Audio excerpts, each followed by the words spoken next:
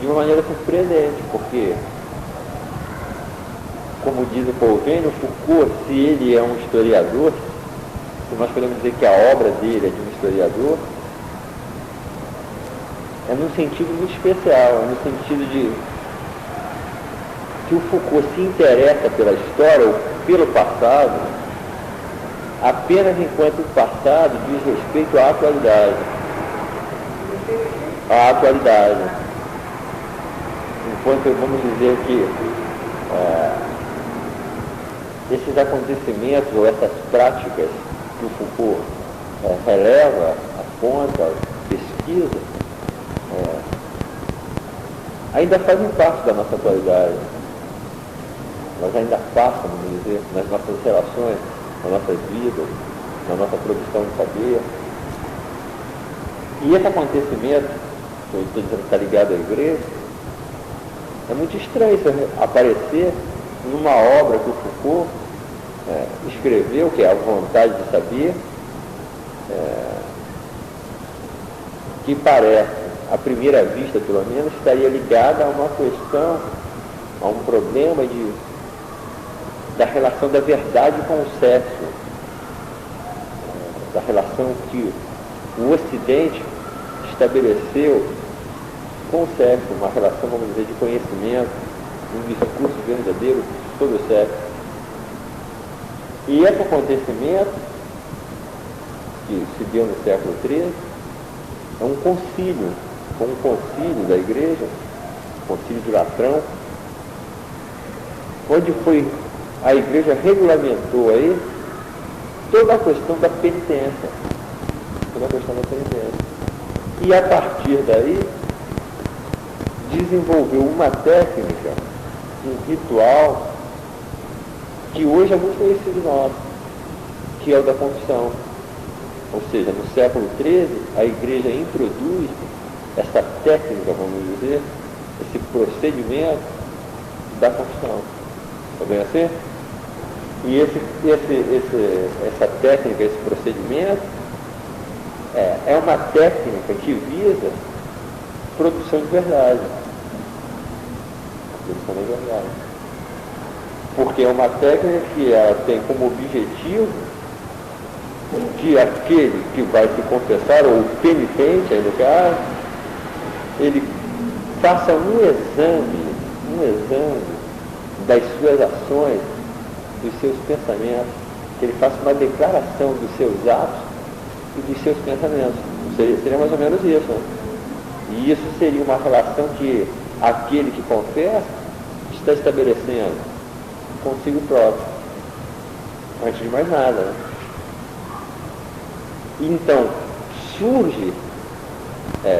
introduz-se aí uma relação que é a do penitente com o confessor. Surgem essas duas figuras, né? O penitente e o confessor.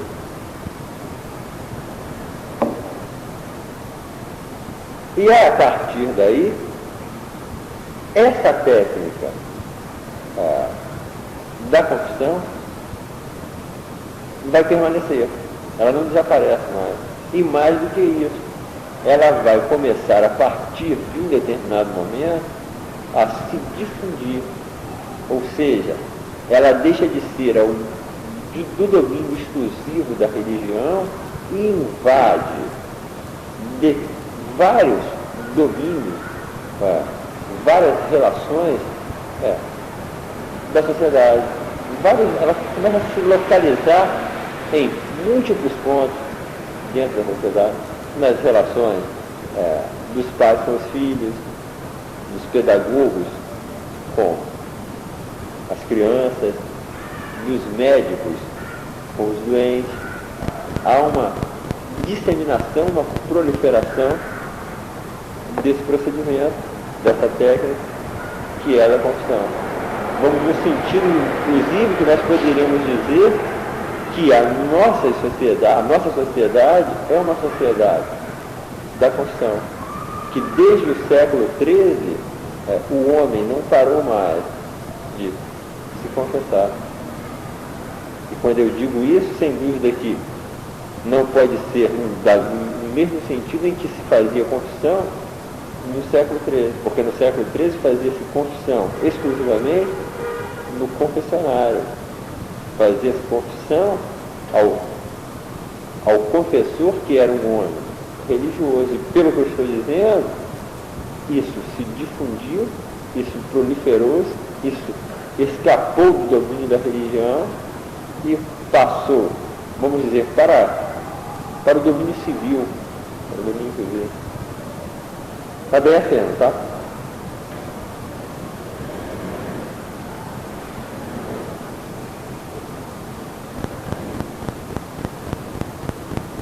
Esse fato tem importância para o Foucault, porque o Foucault, fazendo uma pesquisa sobre a relação que o Ocidente estabeleceu com o sexo, introduz alguma coisa surpreendente, de que a sociedade moderna, a partir do século XIX, vamos dizer, a sociedade moderna, a sociedade da qual nós fazemos parte, estabeleceu uma relação com o sexo que não é uma relação de prazer, que não é uma relação de repressão, mas que é uma relação de conhecimento, uma relação de conhecimento, vamos dizer, de verdade com o sexo. Vamos dizer que, a partir do século XIX, o sexo não é mais apenas, vamos dizer, objeto ou matéria de prazer, de repressão, mas também de conhecimento ou de saber. E isso é alguma coisa surpreendente, porque só as sociedades ocidentais do século XIX estabeleceram com o sexo um tipo de relação de conhecimento que tem, vamos dizer, o estatuto ou a forma científica. Vamos dizer que as nossas sociedades, ou a partir do século XIX, como eu estou dizendo, surge uma ciência sexual. O sexo se torna um objeto de ciência. Está bem assim, olha? O sexo se torna um objeto de ciência ou um objeto para um saber que tem a forma científica.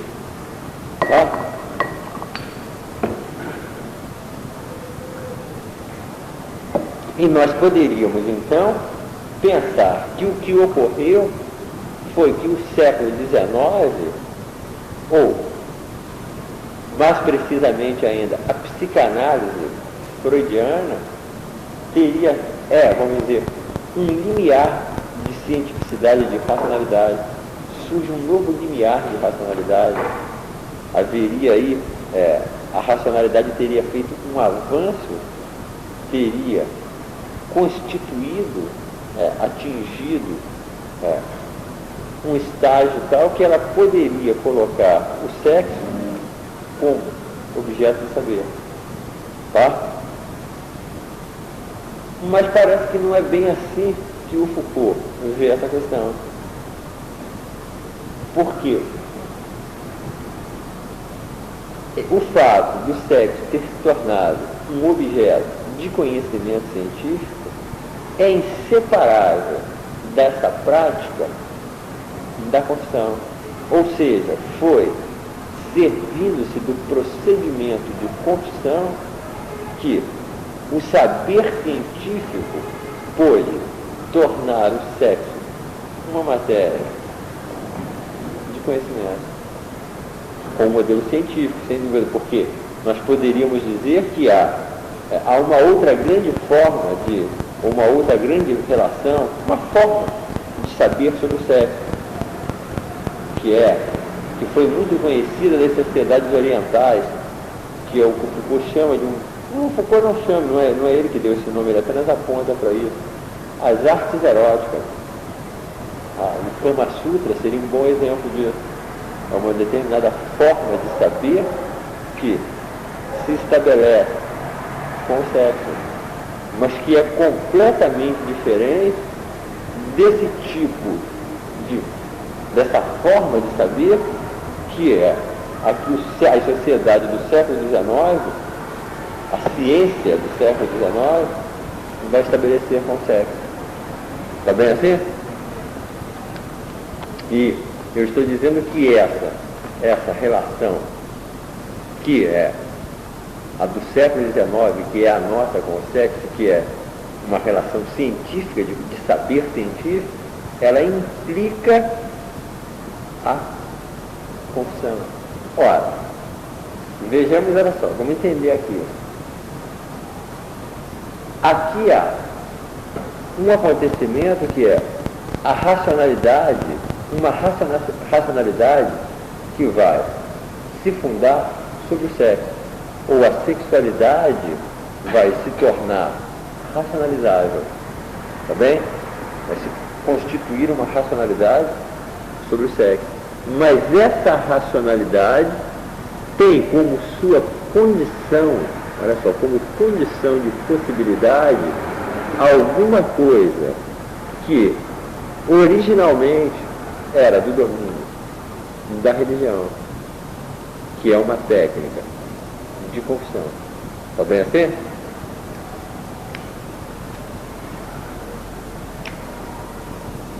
Então a ciência roubou a técnica. A técnica, essa relação, sem essa relação penitente, confessor, não haveria ciência sexual. Não se poderia, não teria constituído, ou pelo menos foi dessa maneira que a ciência sexual se constituiu. Porque, veja bem, a relação, ou a técnica de confissão, a relação do penitente com o confessor, gera, vamos dizer, grandes arquivos, inscrições, todo um conhecimento sobre o sexo.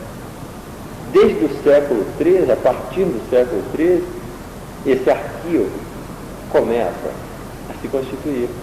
Toda uma inscrição, todo um saber sobre, não apenas sobre a prática sexual, mas sobre tudo aquilo que acompanha o ato sexual, obsessões, desejos, sonhos. Vamos dizer que com a igreja começa a se constituir esse arquivo, mas que a igreja, por motivos da sua própria, do seu próprio funcionamento, das suas próprias relações de poder, foi desfazendo esse arquivo. Mas a partir do século XIX, esse arquivo começa novamente a ser retomado ou reproduzido, mas dessa vez em uma forma científica. Começa a se inscrever, começa a se constituir todo um conhecimento sobre sexo. Mas esse conhecimento, a produção desse arquivo, implica a confissão, implica que o indivíduo, olha só, o indivíduo fale da sua prática sexual, fale dos desejos, dos sonhos, das obsessões que acompanham o seu ato sexual, a sua vida sexual. Está bem assim? Ou não está?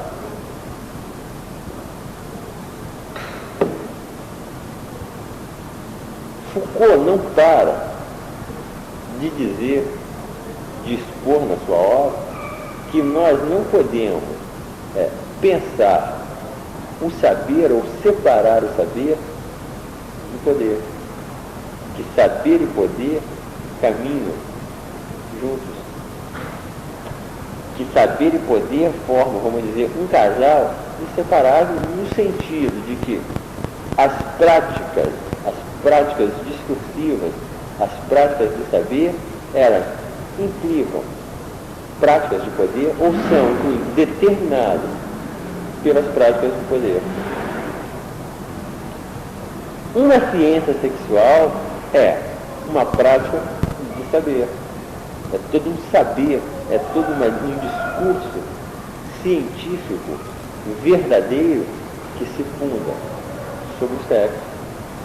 Mas uma relação confidente ou penitente confessor é uma relação de poder. Está bem assim? Olha só, a relação confidente ou penitente confessor não é uma relação de saber, é uma relação de poder. Está bem, Rogério? Vamos dizer que saber e poder, olha só, saber e poder, ainda que tenham relações íntimas, ainda que impliquem capturas recíprocas, são de naturezas diferentes. Há uma distinção entre a prática do saber e a prática do poder. Ou seja, Foucault não identifica o poder e saber. O que ele está dizendo é que há uma relação recíproca. É bem assim? Que há uma íntima relação, que as relações de poder são constituintes das práticas de saber, das práticas discursivas. As relações de poder, elas são constituintes das formas de saber, das práticas discursivas. Olha o que eu estou dizendo. Forma de saber. Vamos marcar isso. O saber, ele é uma forma. E o saber tem como objeto também uma forma. Vamos dizer que o saber, olha só, o saber é uma relação de formas. Está bem assim? O saber é uma forma e aquilo que é o objeto do saber é uma forma também, ou vamos dizer, uma substância.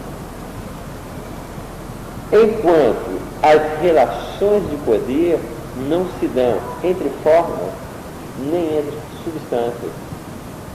As relações de poder, elas se dão entre forças. Mas, olha o que eu estou dizendo. Vamos dizer o seguinte, vamos usar essa palavra, extrato. Vamos dizer que o saber é o domínio dos estratos, é o domínio dos arquivos. O Foucault utiliza muito essa noção, essa terminologia de arquivo. Quando ele se refere ao saber, ele sempre fala de arquivo. E isso, por que ele usa essa terminologia? Porque o saber constitui arquivo. Porque o saber é inseparável da constituição de grandes arquivos. E toda a formação social, ela é, na realidade, composta de estratos. Mas uma formação social é, na realidade, um extrato. Ela é composta de formas que o Foucault chama de visibilidade e formas discursivas. Toda a formação social é um regime de luz e de discursos. Olha só, de luz e de discursos. Mas há também as relações de poder. Mas as relações de poder são de natureza diferente. Vê se estaria bem. Veja bem.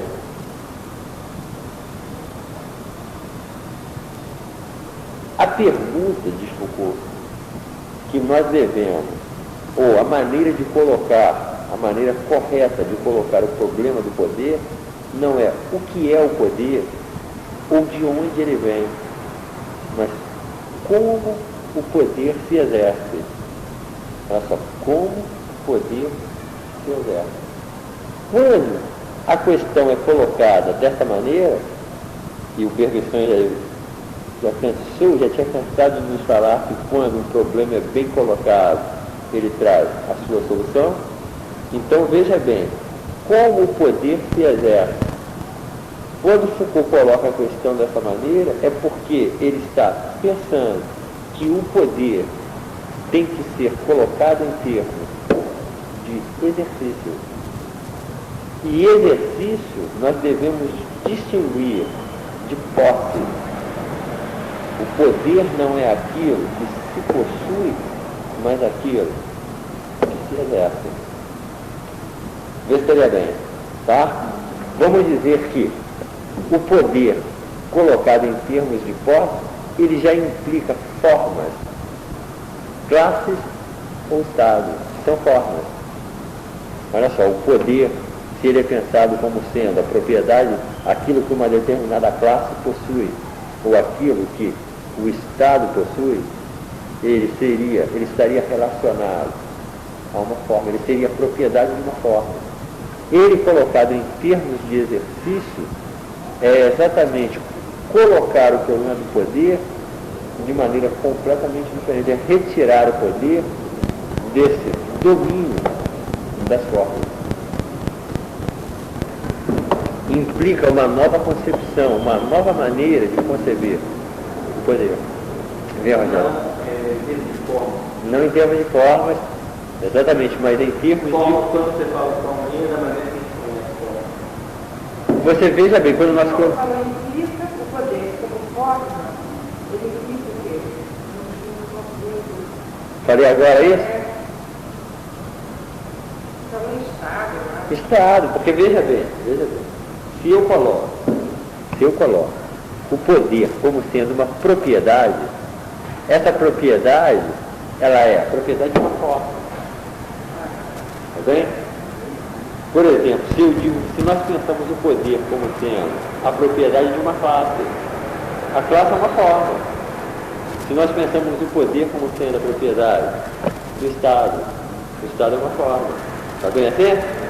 Mas se nós colocarmos o poder em termos de relações, em termos de força, o poder não é pensado como sendo relacionado à forma, mas à força.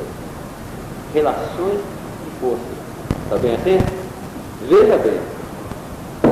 Colocar o poder em termos de relações de força é exatamente colocar o poder como sendo aquilo que a força tem.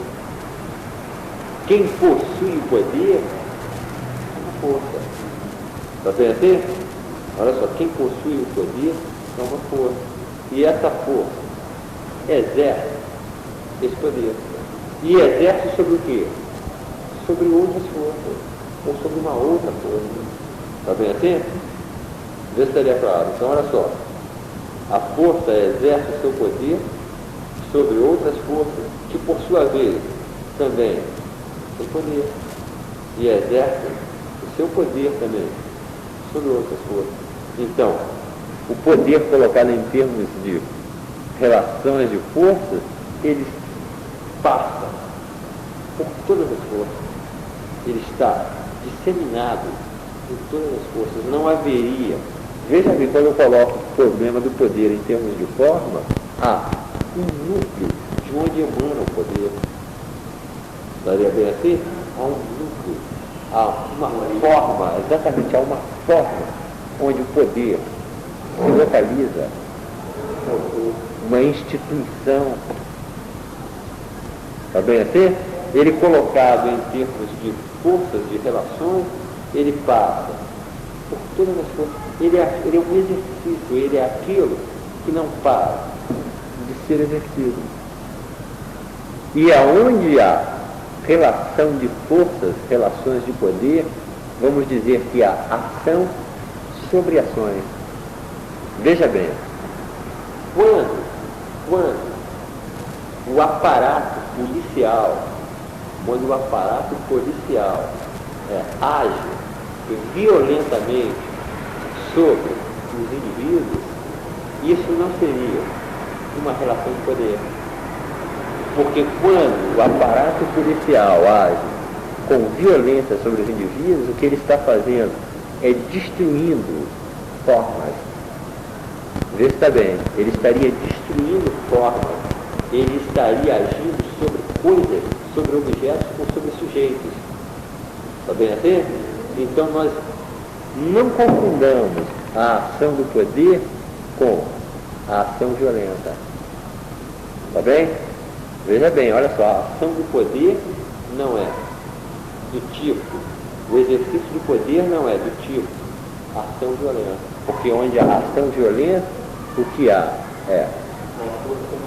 Não há, exatamente, seria aí a violência é aquilo que se exerce sobre formas, sobre matérias formadas ou formalizadas, sobre coisas. Quando eu digo que o poder é ação sobre ação, eu estou dizendo que ele se dá entre forças. Vê se estaria bem. Vê, Rogério? Ô, Eduardo.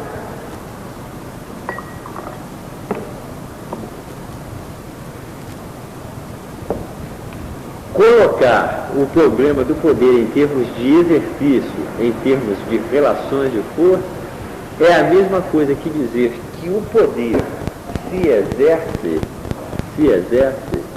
por afetos. Olha só, por afetos. Ele tem uma maneira de se exercer por afetos, porque agir, olha só, ou efetuar o poder, uma força efetuar o poder sobre outra, quer dizer que uma força tem um poder de afetar, e que a força que recebe essa ação tem um poder de ser afetada. Então uma força, quando afeta uma outra força, ela está exercendo poder. Vê se está bem, Rogério? Está bem? Então, a relação de poder, o exercício do poder é por afeto. Está bem assim? Olha lá, hein? Ações sobre ações, afetos. Tá? Está bem, Eduardo?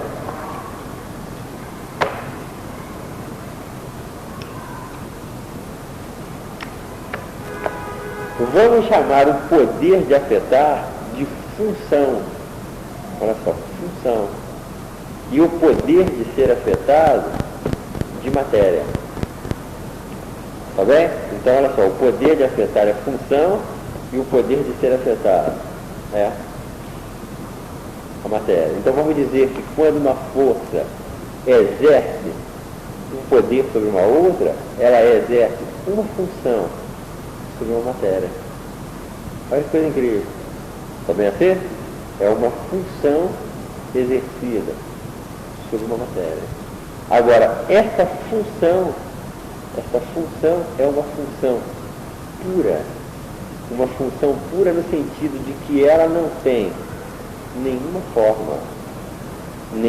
forma determinada, nenhuma forma, vamos dizer, específica. Tá bem, Rogério? Vê se está bem. Tá?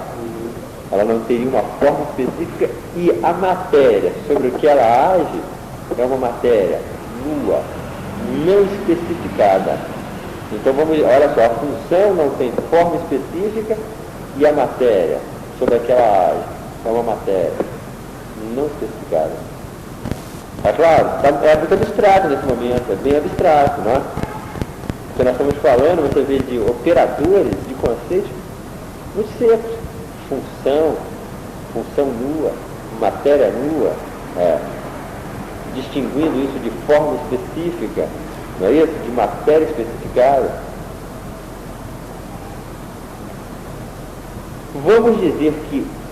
Vamos chamar essa função pura, o poder enquanto função pura, como sendo, vamos chamar ele de diagrama das forças. Ou seja, quando Foucault fala de diagrama de forças, o que Foucault está pensando é exatamente na apresentação dessas relações de poder. Tá bem, Rogério? Olha só, a apresentação dessas relações de poder ou essas relações de poder. Como elas se apresentam? Por exemplo, aparece com muita insistência em vários locais, cada vez mais insistentemente, cada vez mais claro, mais explícito na obra de Foucault, a questão do panoptismo, a sociedade moderna, definida por Foucault como sendo sociedades panópticas. Quando Foucault fala do panoptismo, ele se refere a um personagem que ele diz que, inclusive, nós o Ocidente produzindo esse aquecimento que é injusto sobre esse personagem, esse pensador, que é o Jeremy Bentham. Jeremy Bentham. Porque o Jeremy Bentham foi quem concebeu esse tipo de arquitetura que é o panóptico. O diz inclusive que as nossas sociedades deveriam erigir monumentos a Jeremy Bentham, que nós somos muito mais devedores, ou que nós deveríamos prestar muito mais homenagem a Bentham do que a Kant ou a Hegel. Ou seja, que as nossas sociedades são muito mais benthamianas do que kantianas ou hegelianas. E ele, inclusive, pede desculpa aos historiadores da filosofia. Então, o nome do Bentham aparece ligado a um tipo de arquitetura que é o panóptico. O panóptico seria uma arquitetura muito simples, em forma de anel, dividida em várias celas e uma torre central. De maneira que, nesse anel, vamos dizer, do lado interno até o externo só tivesse uma célula. Não é isso? Uma célula, e que em cada célula tivesse apenas um único indivíduo. Mas no conjunto há uma multiplicidade de indivíduos e no centro um indivíduo que controla, que observa, que vigia esses outros indivíduos. Está bem? Agora veja bem.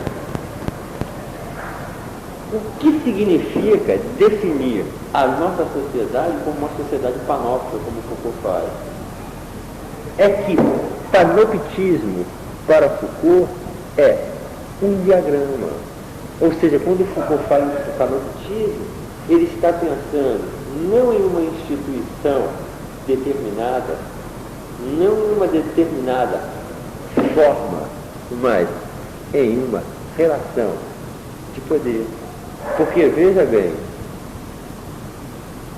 essa estrutura, essa arquitetura panóptica, ela pode servir, ela pode ser aplicada em uma prisão, ela pode ser aplicada em uma escola, ela pode ser aplicada num hospital, ela pode ser aplicada numa escola, numa fábrica. E isso seriam formas específicas. Prisão, fábrica, escola, hospital. Seriam formas específicas. E estariam relacionadas a determinadas substâncias especificadas. Prisioneiro. Está bem assim? Olha só, prisioneiro, aluno, doente. Está bem? E uma função específica que se desenvolveria nessas instituições: castigar, educar, curar, fazer trabalhar. Veja bem, funções específicas, não é isso? Trata-se de funções específicas que poderiam estar sendo efetuadas nessas instituições. Trabalhar, estudar, castigar. Mas quando Foucault diz que a sociedade é panóptica, ele está falando de um diagrama. Ele está pensando uma função que não é específica, uma função da qual nós devemos separar toda e qualquer forma específica. Veja bem, eu digo assim,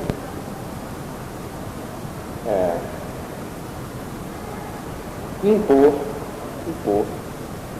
a uma multiplicidade de indivíduos, olha só, impor a uma multiplicidade de indivíduos um comportamento qualquer.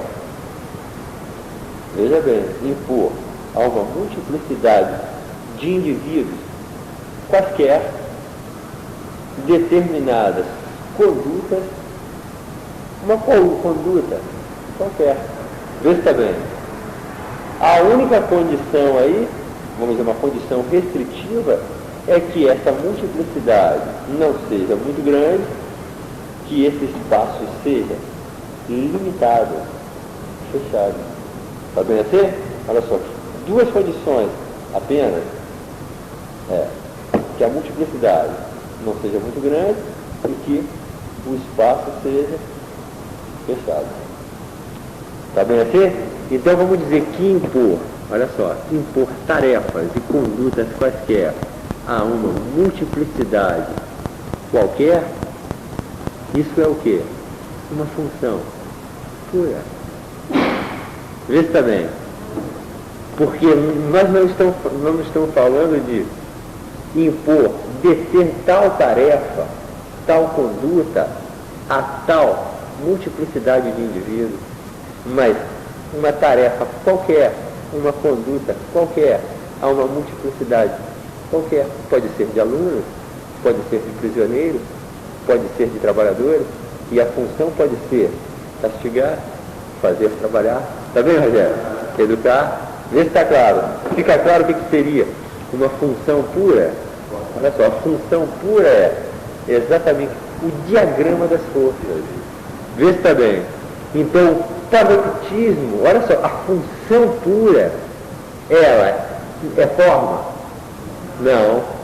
Ela é substância, mas ela é aquilo que atravessa todas essas formas específicas e todas essas substâncias especificadas. Vê se está claro. Ela pode se aplicar sobre várias, está bem assim? Mas essa função, ela pode ser abstraída, olha só, das formas específicas e das substâncias especificadas sobre as quais ela se aplica. Vê se estaria bem. Essa função pura, separada dessas formas e dessas substâncias, é o que o Foucault chama o diagrama das forças. Vê se estaria bem. Quer dizer que a função pura já é o diagrama? É o diagrama. A função Quando o Foucault fala panoptismo, é é o diagrama. Vamos dizer que quando ele diz as nossas sociedades são sociedades panópticas, ele está dando o diagrama da nossa sociedade. Não sei se está claro. Seria o tipo de diagrama. Seria nesse diagrama que se... Exatamente, ela seria aquilo que vai formar. Que atravessa sobre todas essas formas específicas e essas substâncias especificadas. Vê se estaria bem. Está claro? Viu, Rogério, você quer falar? Quer dizer, então, o parâmetro é a forma, por exemplo, do nosso o diagrama, não usa a forma. Não, a forma não, é o diagrama. É o diagrama. O diagrama. Está entendendo? Ele poderia ter outra função e outra função. Exatamente. Ele é o diagrama é exatamente essa função pura que pode se atualizar, vamos dizer, em várias formas. Das formas atualizadas é que ele diagnosticou o diagrama. As funções específicas têm em comum exatamente o diagrama. O diagrama é comum. É chuva isso? Está bem assim? Olha só, o diagrama ele é comum. Ele é aquilo que, vamos dizer, é imanente, é subjacente a todas essas formas. Mas ele não é exclusivo de nenhuma dessas formas. Ele tem, vamos dizer, uma autonomia. Está bem, Rogério? Vê se está claro. Tem sempre o diagrama atuando sobre o corpo. Sim, é o diagrama, é sobre o diagrama que estão os estratos. Agora, o diagrama é a dimensão do poder. Você quer ver o que eu vou dizer? Olha só, eu fiz uma distinção de poder e saber, não é isso? Não é? Está claro? O poder seria a relação das forças e o saber seriam as relações de forma. Ora, o poder é forma. Então o poder é aquilo que não é objeto de saber. Está bem? Ele é condição de possibilidade do saber e não objeto do saber. ele é aquilo que atravessa, ele é aquilo que está presente em todos os estratos, em todas as formas de saber, mas ele não é saber. Ele é de natureza diferente. Não sei se está bem. Viu, Eduardo Cajal? Vamos dizer, ele é o não sabido. Está bem assim? Ele é o não sabido. Ele é aquilo que não pode ser objeto de saber. Vê se está bem. Vê, Eduardo Cajal. Tá?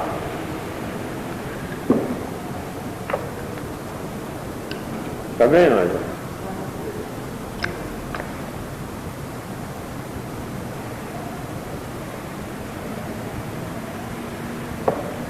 Vamos dizer assim, nós falamos de impor tarefas, não é isso? Condutas quaisquer a uma multiplicidade qualquer, não é isso? Com a condição que a multiplicidade fosse limitada, né? Não fosse muito grande e que o espaço fosse fechado, limitado. Agora vejam bem, gerir, olha só, gerir a vida, gerir e controlar a vida dentro de multiplicidades qualquer. Olha só, gerir e controlar a vida dentro de multiplicidades qualquer, com a condição que as multiplicidades sejam grandes e o espaço aberto.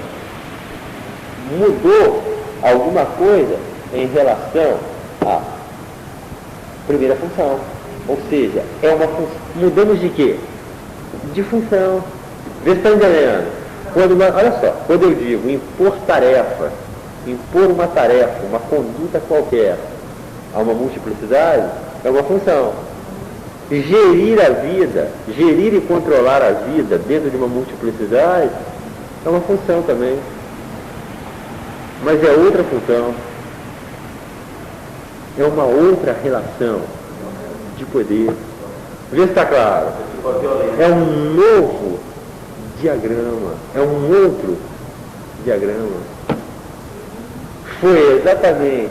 Nós podemos dizer que na obra do Foucault, a exposição que Foucault faz, um estudo detalhado, minucioso, exaustivo que Foucault fez na sociedade moderna, revela que as sociedades modernas elas poderiam ser definidas por duas funções puras, o que ele chama de anatomopolítico e biopolítica. A anatomopolítica seria o diagrama do panóptico e a biopolítica estaria ligada ao diagrama que é o segundo de gerir e administrar a vida dentro de uma população. Essa questão de gerir e conservar a vida, olha só, é uma função pura, não é isso? Foi com esse diagrama, foi desse diagrama que emergiu todo um saber das probabilidades, olha só, das probabilidades, das estatísticas, porque ele diz respeito às populações. Gerir e administrar a vida dentro de populações. Vamos dizer, no caso do panoptismo, a relação que se estabelece é com o indivíduo. Olha só, fundar indivíduos. Na segunda função, a questão são as populações. Vê se está bem. Porque veja bem, quando nós falamos de um diagrama panóptico ou panoptismo, a questão é corpos quaisquer, impor tarefas e condutas a corpos quaisquer. Agora, a questão, a função gerir e controlar a vida diz respeito ao poder lidar com populações, com grupos, viu, Rogério? Com reunião de homens. Foi aí que surgiu medicina social, higiene pública, polícia médica. Todos esses saberes emergem em uma sociedade que tem como diagrama gerir e controlar a vida dentro de uma multiplicidade. Vê se estaria bem. Meu Rogério está claro? Ou não? Vê se está bem assim. Olha só. Dentro desse pensamento de diagrama, de relações de poder, exercício de força, o poder aparece como sendo alguma coisa positiva, que afeta e é afetado. Poder de afetar e poder de ser afetado, tá bem? Então o poder é produtor de positividade. Vamos dizer, olha só, incitar, suscitar, fazer,